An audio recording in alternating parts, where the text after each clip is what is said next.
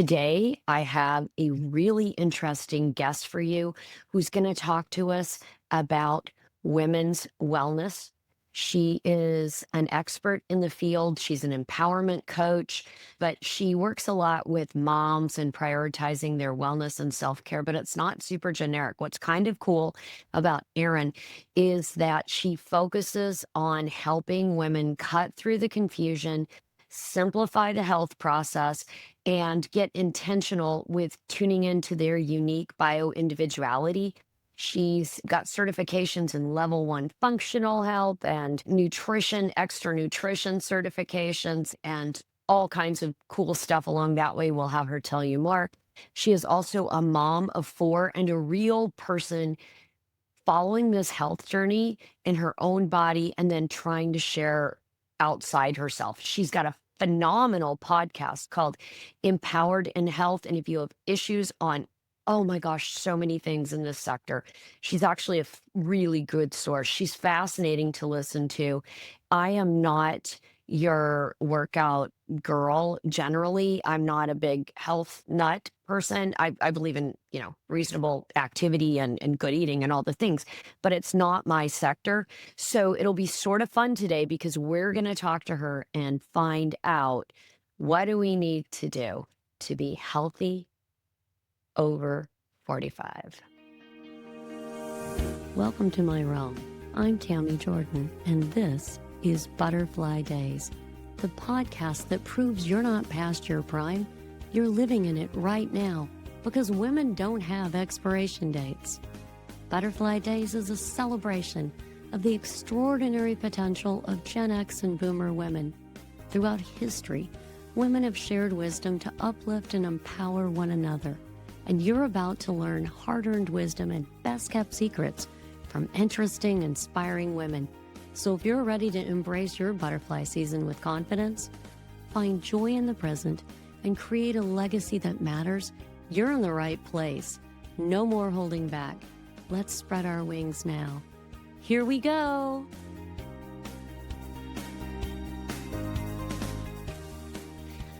Welcome to my realm. This is Tammy Jordan, and you're listening to Butterfly Days. Today, my guest is Erin Trier.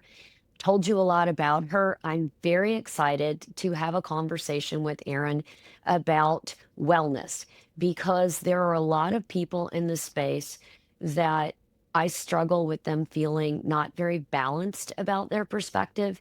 And what I love about Erin and her podcast, Empowered in Health, and her work with women, coaching women in this space, is that her whole deal is, let's change the lens that we look through for wellness. I love that so much. Tell me more, Erin, and welcome. Tammy, oh my gosh. Thank you so much for your kind words and just for having me here and for opening up a space for conversation. You and I have kind of connected in a couple different ways. Yeah. And, we really both have this deep heart to serve women in a very Amen. unique way by changing the lens, by Yeah. normalizing conversations that maybe we don't always have, and by really putting perspective around what are the things that we go through as women, right? Like, what are the different stages that we inevitably will go through?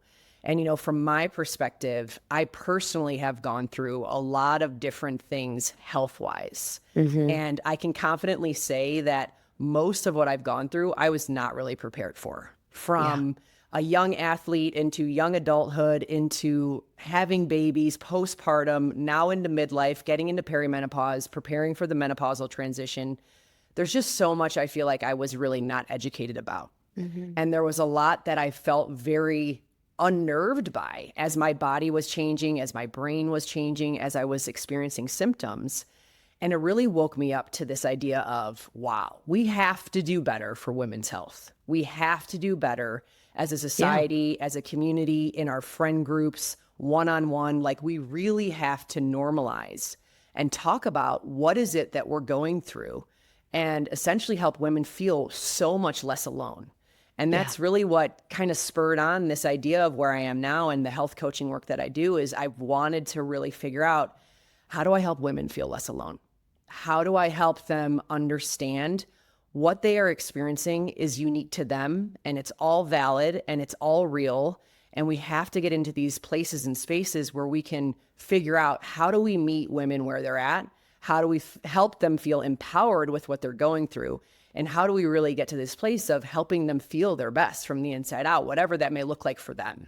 And so that's really, in a nutshell, like what brought me to where I am, and really behind my heart to what I really love to do most.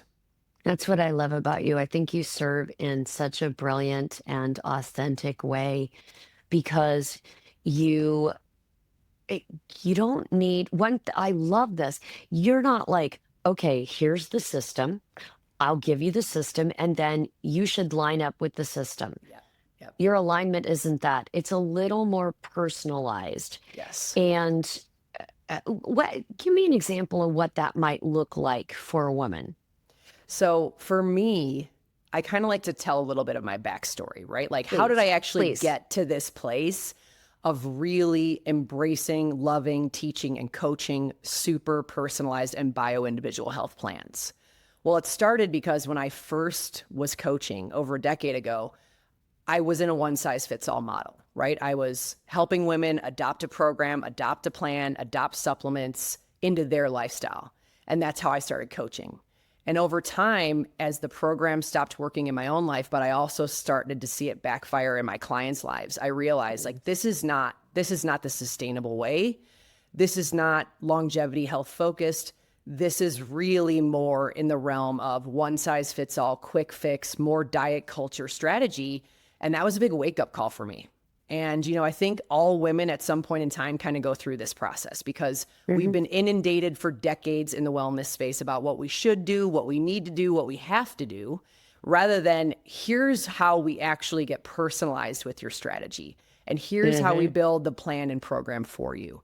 And so I like to kind of say that because I've been through it all, I've done it all, I've tried it all, I've coached a lot of different strategies, and I've landed where I am because I know wholeheartedly that this is what serves women best.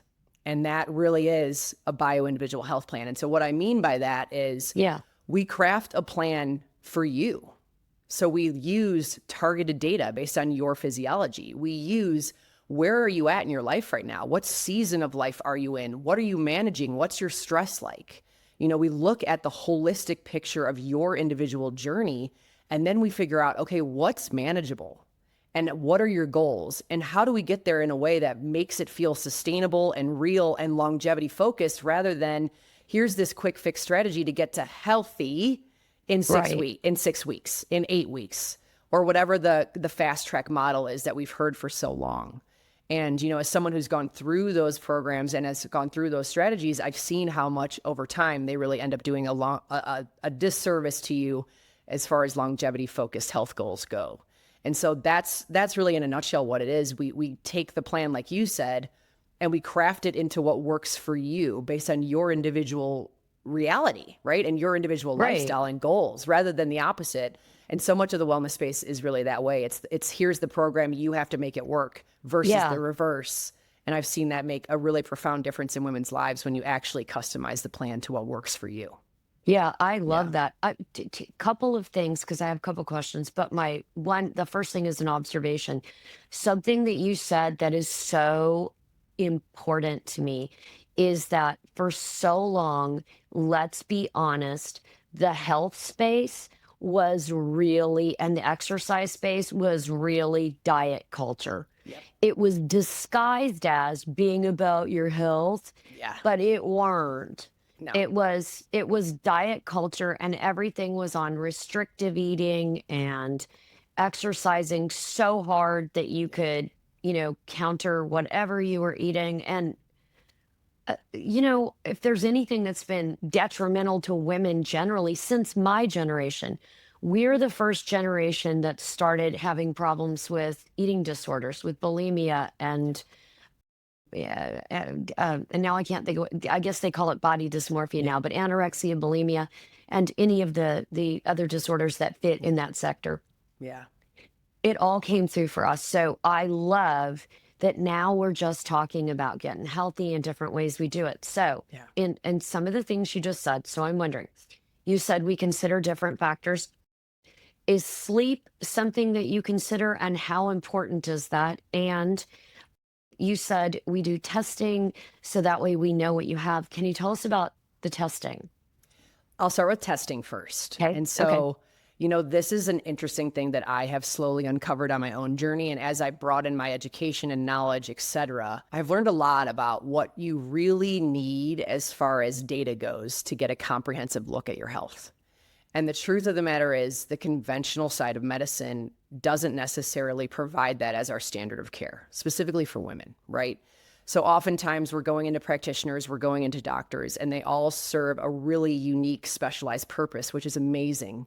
But when it comes to longevity health focus and like going comprehensive dive on testing and looking deeper at things like fasted insulin, comprehensive thyroid, metabolic panel at a deeper level, looking at your sex hormones, looking at things like homocysteine, which is a huge inflammation marker in the body, like those are not standard care practices. So if you typically go into a practitioner, if you ask about these kinds of tests, most often they're not run, most often they're not covered by insurance. And that's what makes it hard, right? Because these are the kinds of numbers and deeper understanding that if we have earlier in our lives, or really at any point, but really the earlier the better is really the way, we can make different decisions, right? We can figure out like what's actually going to serve our bodies based on where we are physiologically. What are our unique imbalances? What are our unique deficiencies? How do we get targeted with nutrition and supplementation and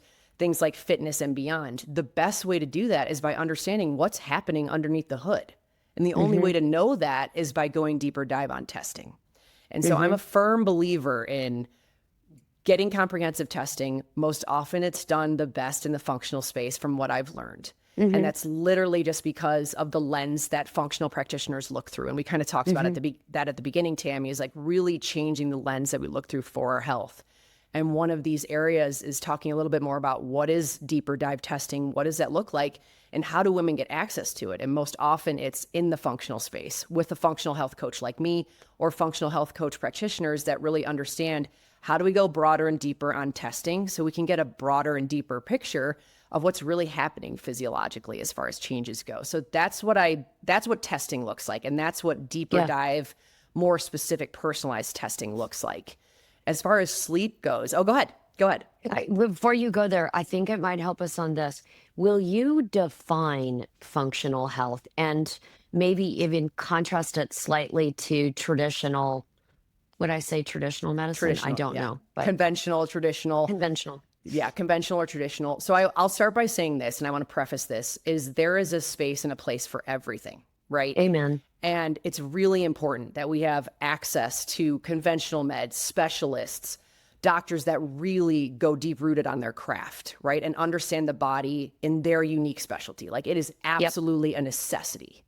The thing that I'm learning and I want to educate women about related to functional med is how functional med looks at the body as an ecosystem.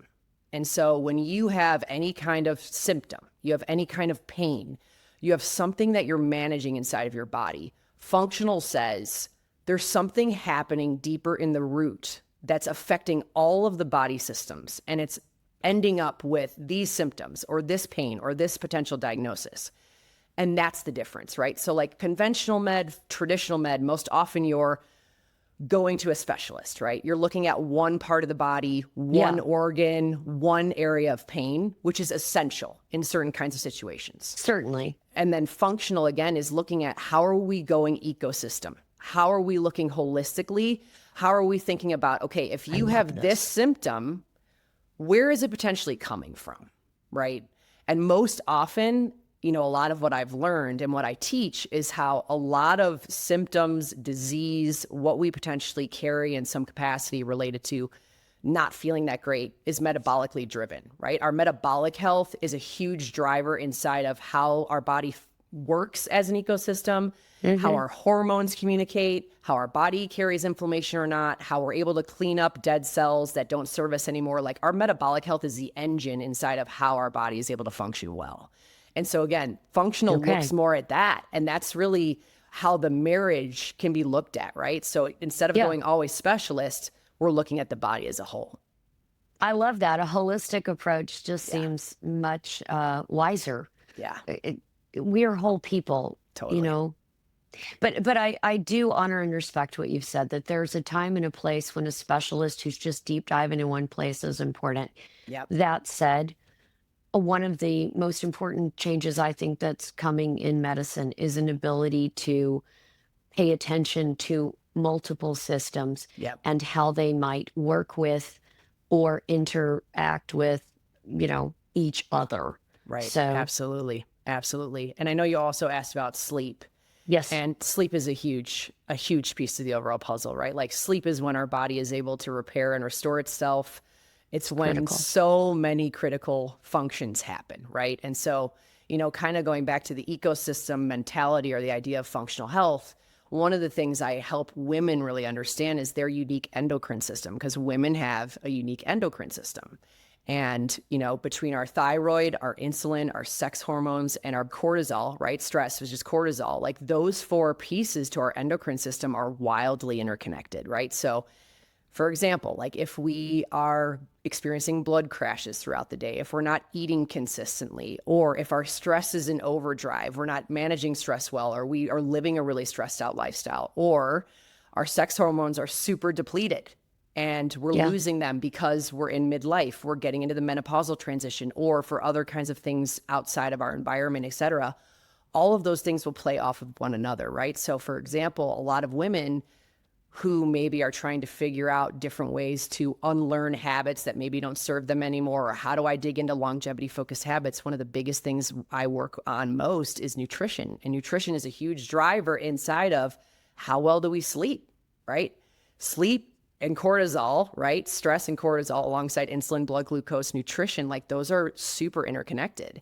And so for women, it's a big spider web. Again, looking at that ecosystem and thinking about how am I looking deeper root cause at the symptoms I might be experiencing, and how do I start to chip away at the lifestyle factors and the foundational factors of wellness to make sure I'm thinking about all of these different things that I know are going to help me feel better. So it's very much Yeah. interconnected, Tammy, to kind of answer your question. Yeah, no, that's brilliant. And it sleep is, if your Yeah. sleep's messed up, the rest of it can get you a certain distance, but you've got to repair and Yeah. restore.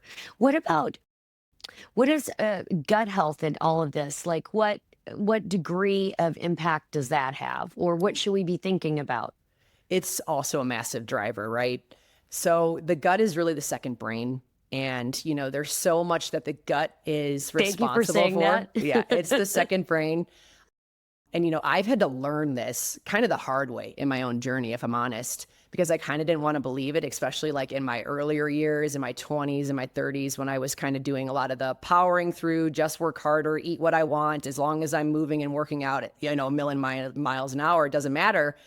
And it all Works slowly, until it yeah, don't. works until it doesn't, right? And that's really what happens, especially with Mhm. female physiology. And again, this is one of the gaps in education. We're not educated enough about how at some point in time our physiology is going to shift and our hormones are going to shift. And there's things we're going to have to choose to do differently in our lifestyle.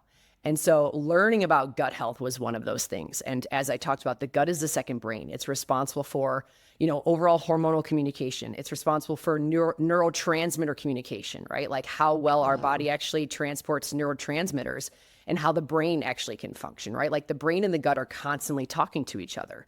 So if the gut is off balanced, imbalanced, you're suffering with something like gut dysbiosis, where you just have like an overgrowth of bacteria, or Mhm. the gut lining is compromised because of environmental factors, lifestyle factors, stress, like all of those things play a role.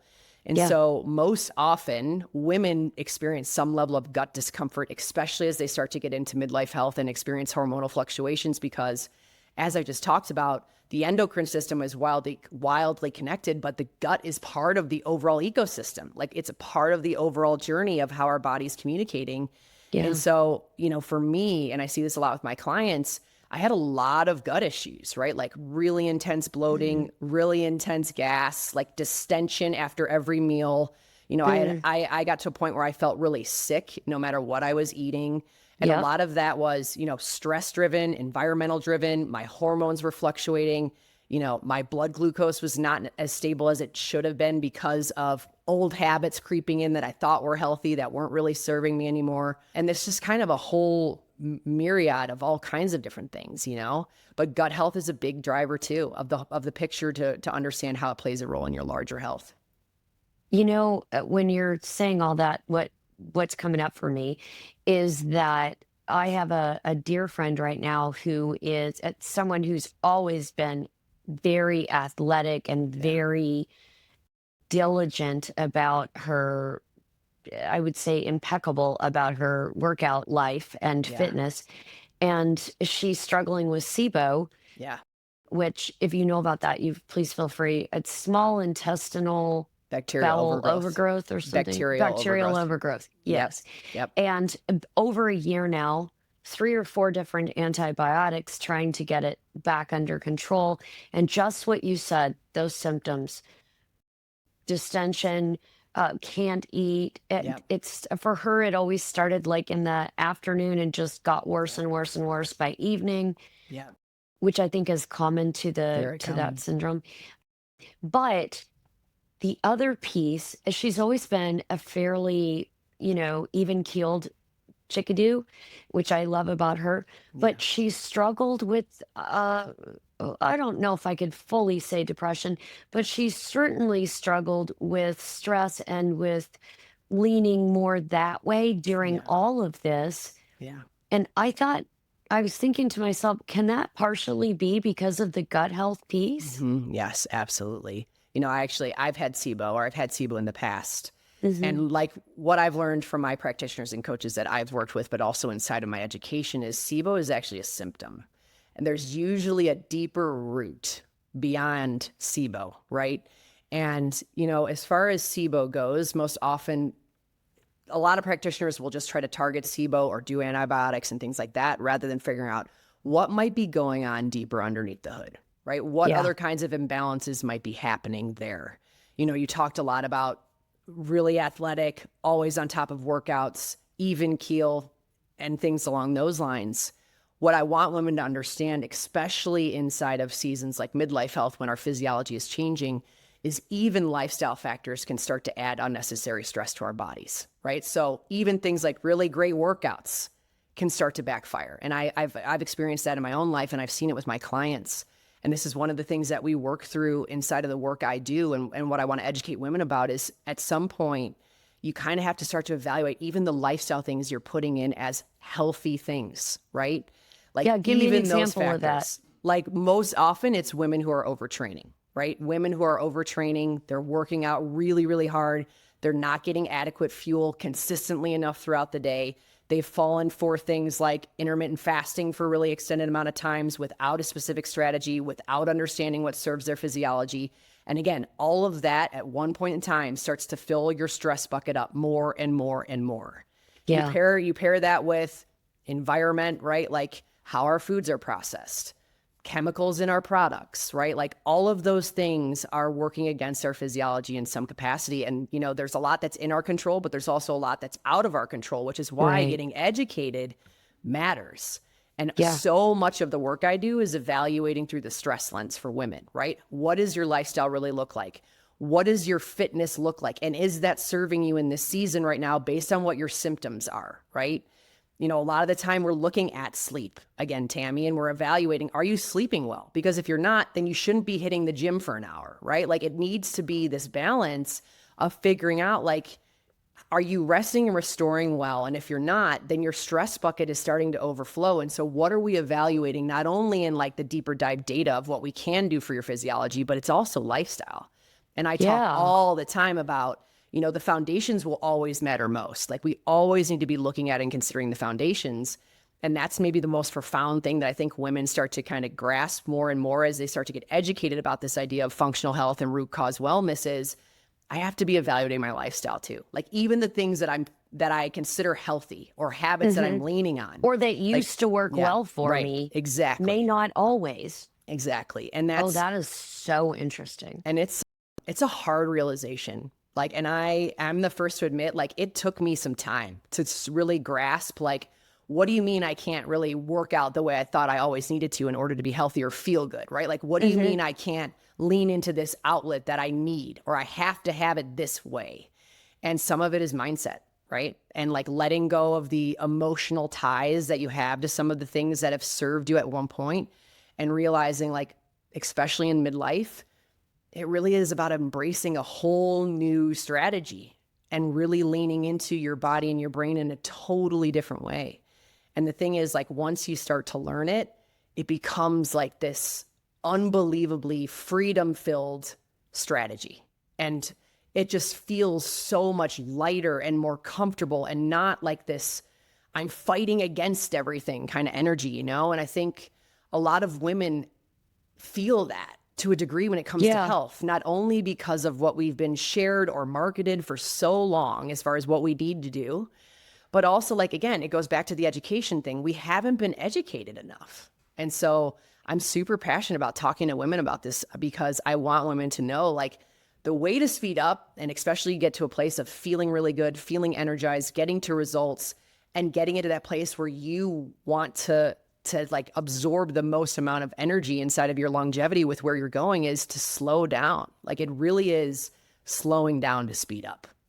Wow. Yeah. And that is not something that's being said very No, well in no, the culture, no, it's not. because it's all about performance, pushing hard, being a badass, Yeah. breaking through your walls, all the things. And maybe that serves you when you're younger, Yeah. but you need to be careful as you age how you're doing that, because Yeah. I had one friend, and in the end, my takeaway from what she was doing with her workouts and stuff was that she was actually pushing herself Yeah. counterproductively Yep. by stressing. But a long time, 10 years earlier, she'd been Yeah. doing that. Yeah. That wouldn't be the same outcome. No, it wouldn't be the same outcome. And that's again, like, lack of education on our physiological changes. Yeah. And you know what happens a lot for women in midlife, it's very, very common. Women start to feel super fatigued. They start to feel drained all the time. Like, in my story, I talk about, like, when I hit like late 30s, early 40s, it felt like I was walking around with a weighted blanket. Like, I never wanted to get Mm, out of bed. I never wanted to hit a workout. Like, I felt my fatigue was debilitating. And then it was paired mm, with really intense anxiety, which left me like wanting to stay in mm. my house, not wanting to say hi to people I knew at the grocery store. And, Yeah. like, my body was super inflamed. I was carrying around 30 extra pounds. So much of that was driven by not releasing what I was once doing, right? Yeah. And not really starting to Wow. understand and get deep rooted in this idea of our physiology changes. And so it Yeah. requires a totally different kind of effort, a totally different kind of strategy. And more than ever, it really requires like highly personalized plans and Yeah. programming, I because love we're that. so different. We're all so, so different. And we can't fit into a box. Women, especially, because we are literally a different person every single day as we're cycling, and even into menopause and beyond. Like, we are lunar beings. We follow the energy of the moon. Like, we are different people every Hmm. single day, We right? are And our so, really our physiology is far more complex, yeah, and far more. as our psychological is. Yep. And there is a lot to that understanding. So this leads me to wonder, what do you think about HRT, or is this something that you think is a good direction for women, either in menopause or after? That's a great question. And I will always be the coach that says the foundations of wellness matter most, because they are the thing that you have to figure out how to nurture forever for your life, Hmm. right? So when we're talking about optimization tools like bioidentical hormone replacement therapy, or even things like peptide supports, all of those things can be really positive and powerful supportive tools, but they are never a replacement. And so I think that they can be really great depending on your unique data, depending on your unique deficiencies and imbalances, depending on your unique situation. But whenever I talk to a woman about HRT, peptide support like a GLP-1, or the hundreds of other peptides you can use to optimize your longevity, we always start with, okay, but what does the foundation look like, right? How are we unpacking your lifestyle? How do we go back to movement, nutrition, stress, sleep, relational health, spiritual health, the whole picture? We're evaluating the whole holistic picture Mm. first, We're going deep rooted there. We're looking at what's actually happening day to day because we get really honest and transparent about where are the gaps that we maybe need to fill in our lifestyle, because we all have them. Yeah. We all have areas we can always continue to be better at, right? And then like once we really get a better grip on lifestyle, we can assess like, okay, are there optimization tools we can pull in, and how do we pull them in with a very specific strategy for a very certain amount of time with a very knowledgeable practitioner, right? So it's got to be very specific and unique to each person, right? And that's what I want to make sure I'm drilling down on, because this is a hot topic, especially in women's health. You know, what about HRT? What about peptides? What about GLP-1s? It seems like you can get them anywhere from anybody, which is really Yes. alarming, right? Really alarming. Yeah, because And I don't think some people qualify for what they're supposed to be.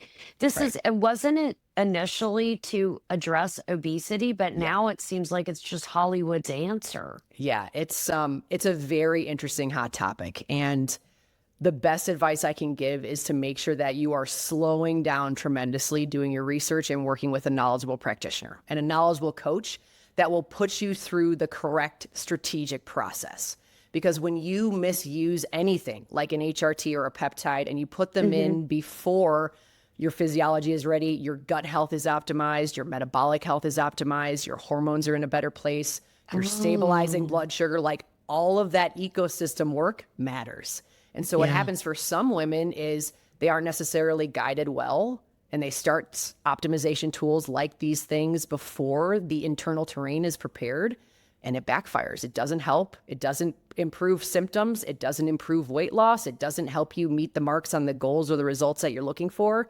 Some women end up feeling a lot worse, and it's all because we didn't do things at the right time in the right order. And that's what I'm most passionate about teaching women is there's an order of operations to how we manage our health and how we really truly set up a longevity health plan that feels sustainable and manageable for the long haul. And that all comes down to order of operations and always making sure you're looking at the foundations first. Yeah, and it is important to know like what are your hormone levels. Yeah. Although I was told once by, oh geez, no, I'm not going to be able to say the specialty that does the whole adrenal system. Yeah. I said, Endocrinologist. and thank you, an Yeah. endocrinologist. She was fabulous, and I ended up going to her to find out about taking something. And I said to her, "Well, my doctor has tested me, and I know that I am almost in menopause." And she goes, What test did he do?" And so I don't know. I go, "It's a blood test, not my." I don't know. Yeah. And she goes, "Well, because the thing is, at your age, your hormones are doing this all day long. So it depended when he took the test, what your result would be. I wouldn't use that to understand you at this point, because I was in my mid 50s at this point." And she said, that wouldn't be, and she went on and did some other things, but uh, it's a little bit unnerving because a lot of us are just trying to fix symptoms. We declining sex drive, or just any not being able to sleep, hot flashes, brain fog, all the things. We're looking to try to address that, but it's part of it is that it's supposed to fall. That's part of being human and aging. And aging is not a bad or an evil thing or something that we need to fight. Yeah. And I love, because I don't think you're trying to say that at all. You're trying to say perhaps we could have more comfort in this process in a wise way that honors our physiology. Yes, absolutely. But I think it's difficult for a lot of women to know, okay, where would I even find someone who, like, will my regular doctor do functional health, or do I have to go to somebody special? How's that work? Yeah, that's such a great question. And I think there's more and more practitioners in more of the traditional space that are slowly starting to understand more related to women's health, research done on women, what serves women best, especially as we get into the menopausal transition, et cetera. But I will say in my experience, most often, at least right now, it's more on the functional side, right? A functional health coach, a functional doctor, a functional practitioner. Again, somebody who's looking at the ecosystem, not a specialty. And that's just the reality of where we are right now as far as standard of care. My hope and prayer every day is that our healthcare system catches up, the research on women's health catches up, and more of this becomes standard of care. And we don't have to feel so confused about, what doctor do I go to? Do I talk to an endocrinologist? Do I go to a GP? Do I go to an OBGYN? Who can even help me with this, right? Right. And that's part of the problem is those are all specialists, right? And they all are amazing at their craft. The functional side, again, is the ecosystem. And when you're thinking about, how do I optimize my hormones? How do I work through deficiencies and imbalances? How do I look at the ecosystem? It's functional side. And that's my best advice. Like, if you really are someone who's listening to this and you're dealing with symptoms, you're feeling like you don't know how to like optimize your body, or you feel like you're not at home in your body and you're trying to make sense of the symptoms that you're managing, my best advice is starting to research functional health practitioners. And, I'm a functional health coach. I'm always happy to point people in the direction of what might be local to them. I'm happy to talk about what I do virtually at any point in time, or to help people find resources, or women to find dedicated resources. But that's such a great question, Tammy, because it is a big pain point, I would say. Like, it speaks to how much more we as a society have to come online as far as women's health education, the menopausal transition especially, and how do we serve women best, right? Like, how do we normalize all of the conversations, but then also how do we streamline and serve it women best? And I really believe at some point it will be a part of our programming and our healthcare system, but right now it's not. We're still moving there. So let me ask you this, because a lot of people are, they're working with their insurance, whatever. Yeah. If I come to a coach or a doc, or let's say I decide I can't find a functional doctor yet, I'd like to start with a coach. How do I know that there's a lot of testing that can be done with different to test different levels of different things in your body. Can you prescribe that for me? Or how do I end up getting the test? Like, how does that part work? That's a great question too. So as a functional health coach, I've gone through enough certification levels that I can do my own testing. There's a lot of functional health coaching practitioners that also can do their own testing, right? So what often happens is functional health coaches are partnering with overseeing physicians or people that are also looking over testing orders.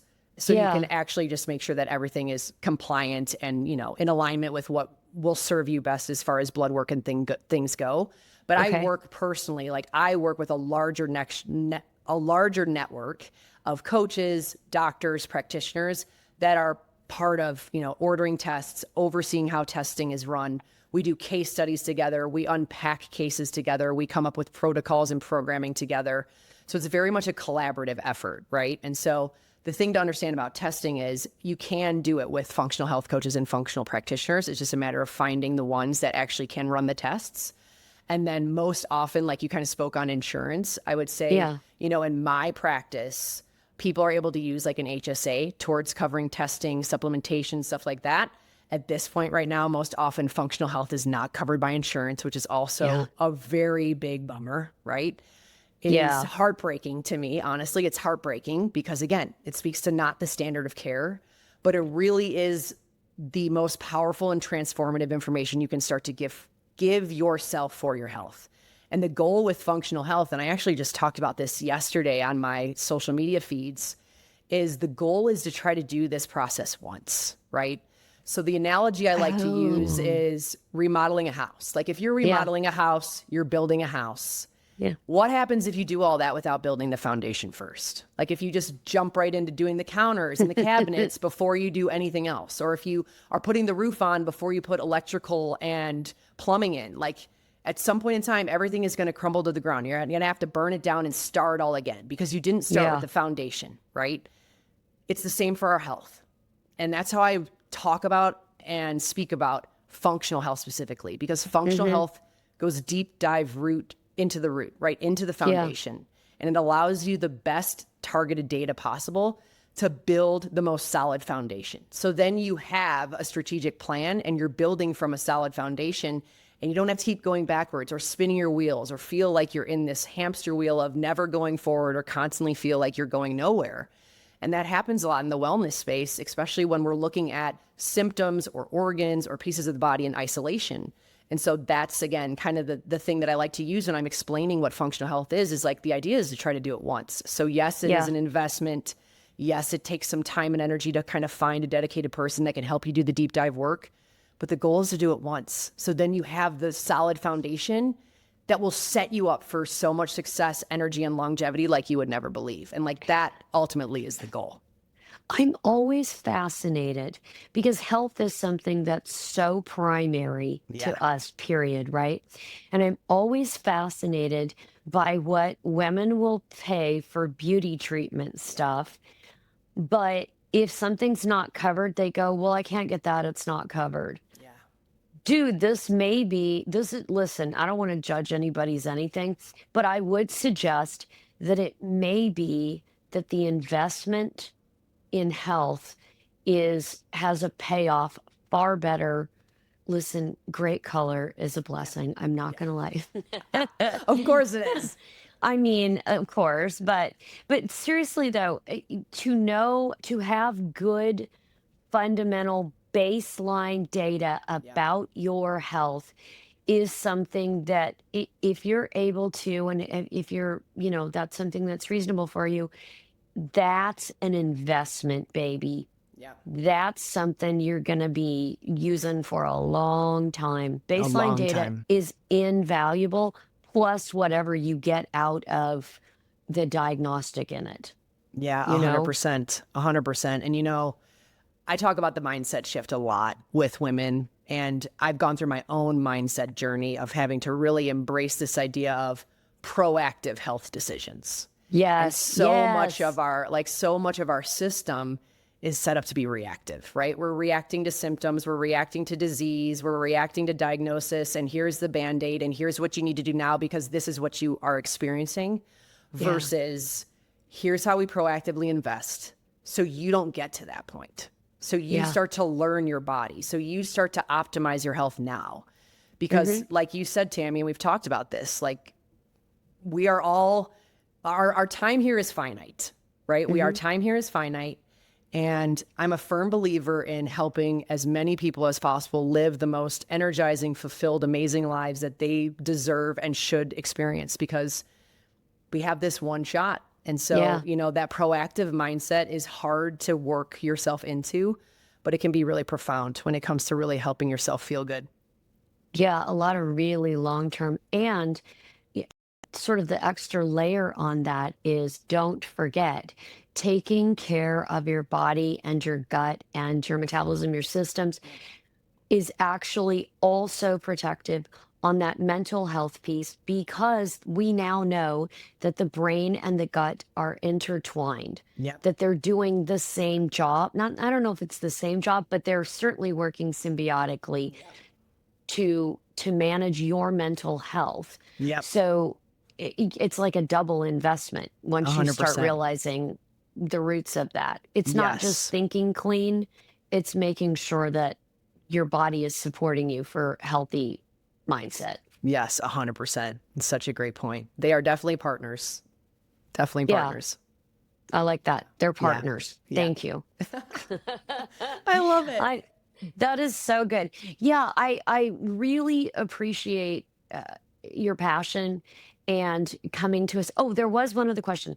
If I wanted to work with you and I'm not in your state, can you still work with me, or how does that happen? Because you're a coach, not a medical provider, I guess. So I could do that, right? Right. So I am a functional health coach. I focus most on women's health, midlife health. And yes, I can work with people all over the US. And, I have a website. You can go to my website. You can set up a free coaching session anytime if you just want to talk about your story, you want to talk about your symptoms, what you're managing.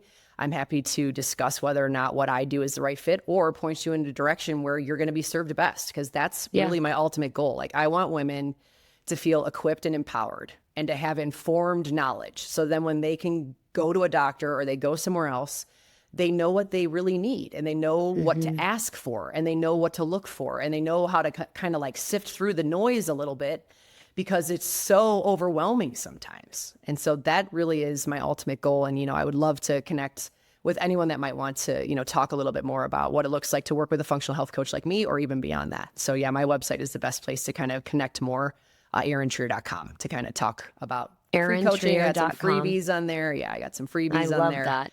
You have a great Yeah. website. It's ERINK, the initial K, TRIER, erintrier.com, which is great to find you. You're also on Insta. Is that correct? Yes. So it's actually my website. It's confusing. My website is only Erin Trier.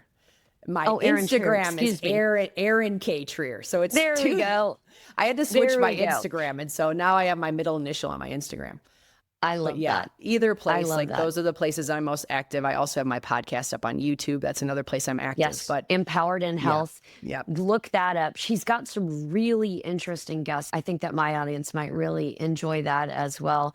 You know, I'm so moved by your generous heart and your passion, and that you just want to stay curious and learn Yeah. and be decent and authentic and balanced. Like, these are all such good descriptors of you, Erin. I mean, you're just a lovely woman. And I find myself, it's so easy to say to you, I'm rooting for you, girl, to be able to help as many women as possible achieve more peace and good health at one, in that richer, deeper, fuller way. Because modern medicine is great, and you've never said less, and neither am I.